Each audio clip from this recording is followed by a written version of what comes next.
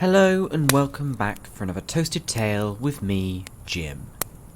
I'm really happy you decided to join me today around the fireside. If like me, you enjoy hearing stories, then you've come to the right place. I think there are interesting stories in every subject, just waiting to be found and shared. In this podcast, we're going to take a random subject and use it as a seed to do some research, and in that time I'll do my best to find a story within that hopefully I and you will find enjoyable. So let's bring in the subject randomizer, give it a spin, and find out what today's topic will be. Alright, so today it's landed on Will Spencer. Now, Will Spencer is a rugby player, and as I come from a rugby-loving country, the UK, I know the sport well, but I've never seen Will play. So, I am very interested to do some research on him, see if I can find any interesting tales, and learn a thing or two along the way. So as not to keep you all waiting around, I have already completed the research on Will Spencer, and I'm really excited to share with you what I've found. For starters, some information. The 29-year-old Will Spencer plays as a lock in the second row for Bath Rugby. This is also the same club where he started his senior career in 2011. Since that time, he has played for the London Welsh, Worcestershire Warriors, and the Leicester Tigers rugby teams, before returning to Bath for the 2019-20 season. Standing at 6 foot 7 inches tall, Will is a mountain of a man, and has often been deployed using his size and strength to smash into opponents and win points for his team. Along with the physical attributes Will has in spades, the position he plays also requires an additional set of skills to make him invaluable to the team. Often one of the tallest in the squad, locks are hoisted up by other players when the ball is thrown back in after going out of bounds on the side for what is called a line-out. This means that when the ball's thrown in, the locks need to have good catching ability, or at least the skill to stretch and get your fingertips to the ball to tap it in the direction of your team, as opposed to your opponent's. I don't know about you as well, but imagining lifting a 6'7" giant above your heads to catch a ball, you've got to imagine the strength that these players have got to have to execute something like that. Also, in the scrums they play a key role by binding together closely with the other locks and putting their heads between the props and hookers.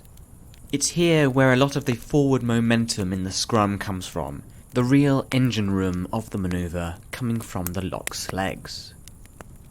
Spencer also has a reputation as an enforcer on the teams that he plays with, and this is where a player will take it upon themselves to use their intimidating nature to roughly retaliate against foul play initiated by the other team against the player's teammates.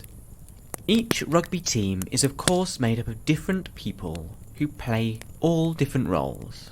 On each team there will be smaller, more technical players that may be able to weave and sprint away from the opposition in a way that the larger guys just simply could not. It could be seen therefore as a legitimate strategy to bully these talented opposition team players, and not allow them to have the impact they otherwise would have been able to have. And neutralising some of your opponent's strengths can definitely be an advantage. Sometimes if you're rough enough, you can completely shake them off their game and effectively take them out of the match entirely. A good enforcer would take note of this and exact swift retribution against the opposing team player as a message to all others so they know what happens when they mess with their team. Above all, they are intolerant of foul play, and on the pitch act as the dealers of justice. While doing the research as well, another question came to mind. Why do people rejoin clubs they've previously played at? There are many reasons, and they may be personal to each player independently. In some cases, you may feel as if there is unfinished business that needs your attention. Maybe when you were there last, you almost won the title, or you feel like you weren't given the proper shot to shine, and you want to go back and prove everyone wrong. In others, you may be a club legend, where you are almost guaranteed when you step out onto the pitch to have adoring fans who will chant your name. You may be coming to the end of your career after all, and it's that one last huzzah. You don't need to prove yourself anymore. You want to find somewhere where you can do your job and enjoy yourself. Or maybe you're a bit more like Will Spencer, where you know that there are people at a certain club, in this case one you're already familiar with, who will be able to bring out your best, and maybe bring you back to a time where you're at your peak and achieving your greatest impact on the game of rugby. In Spencer's mind, Bath Director of Rugby Stuart Hooper and Bath's head coach Neil Hatley were the men to supercharge him as a player. He always loved Bath, ever since his early time with them, and hoped to spend his whole career at the club, before injuries had prevented him from making the crucial breakthrough into the first team. Hooper being his previous captain and Hatley his previous coach in the London Irish Academy, both had big impacts on his early career, and Will obviously felt that these two guys were the ones to get him back on the right track for further success. And it was an interesting point in Will Spencer's career as well. 2 great years of high performances at Worcester had earned him a move up to the Leicester Tigers rugby club, where he hoped to push on at this more demanding level and really stamp his mark on the league. Unfortunately, as with many plans that we have for our lives, the success Will hoped for did not arrive, with only 5 points being achieved over 33 games with the club. After 2 years, therefore, Bath held his salvation. A familiar setup, with some very important people who Spencer felt could remedy the slight downturn that was taking place with his rugby.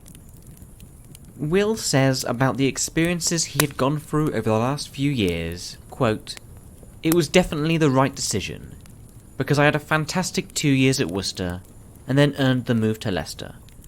I'd like to have done better there, but I still played for a great club with great people, and coming back to Bath now feels like it's just meant to be." End quote. Despite the last 2 years, Spencer is looking forward now that he has moved. At the age of 29, he's still ambitious, having aspirations of breaking into the England squad, after getting so close in 2017 when he was invited to the England training camp by former England rugby head coach Eddie Jones. Sometimes you need a bit of a knockback in life to refocus how you want the remainder of your time to play out. He has said in interviews that he's, quote, "been disappointed. The last 2 years of my career haven't gone as I'd have liked, but I still want to kick on, and Bath is the best place for me." End quote. It's a good thing as well, as Spencer freely admits that getting into the talented Bath squad won't be a walk in the park. Quote, "Just being in the matchday squad at Bath is going to be a challenge, but you want guys who are pushing each other, and that's only going to help you. There are 4 very experienced locks, and guys like Tom Ellis and Mike Williams can play both second and back row. So there's going to be some fantastic strength and depth, and I'm looking forward to that battle for places." End quote. And surely that's the best attitude you could have in a situation such as this. For most of us, it doesn't matter what has been, but more how we approach the challenges that are facing us now. It also helps if where you are going is a place you feel comfortable, and allows you to be confident in dealing with the mountain you need to climb in life. Will Spencer mentions, quote, "It feels like I'm coming full circle, and, in my heart, I knew I'd love to get back to Bath one day. When I was 18 or 19, I wanted to spend my whole career there." End quote. You can never tell for sure the path life will take you, but for Will Spencer, he may actually be able to achieve this goal. The imposing supporters' favourite, Will Spencer, has a lot more to give to the sport and to his own career. It's also exciting to see how the next few years will play out, and what he will do with the opportunity to play for his favourite club again. I really enjoyed learning a bit more about Will, and his journey through the clubs he played for. The ups, the downs, and also the reset to go on the up again.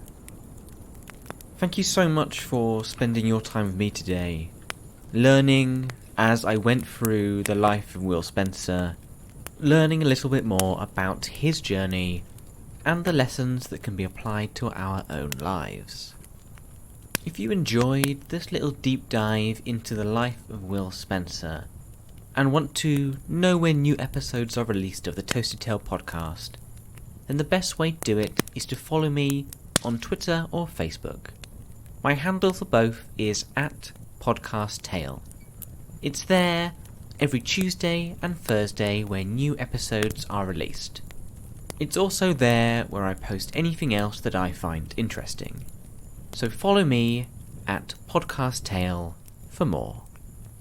If you'd like to support the show further, then sharing, liking, and rating this episode helps spread the Toasted Tale podcast to new listeners.